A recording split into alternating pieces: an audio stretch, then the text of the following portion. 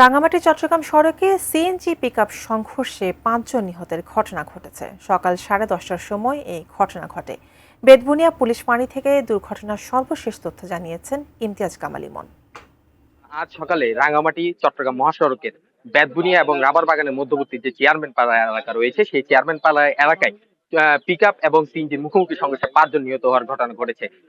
সকালে স্থানীয় সূত্রে আমরা জানতে পেরেছি যে রাঙামাটির দিক থেকে আসা সিএনজি এবং চট্টগ্রাম রাউজান দিক থেকে যে পিকআপটি আসছিল, সেই পিকআপের মুখোমুখি সংঘর্ষে ঘটনাস্থলেই ৩ জন মৃত্যুবরণ করেছেন এবং স্থানীয়রা সেখানে এই ঘটনাস্থল থেকে বাকি ৩ জনকে উদ্ধার করে হাসপাতালে পাঠালে সেখানে হাসপাতালে ২ জনের নিহত ইতিমধ্যে ২ জন নিহতের ঘটনা নিহত হয়েছে বলে আমরা জানতে পেরেছি।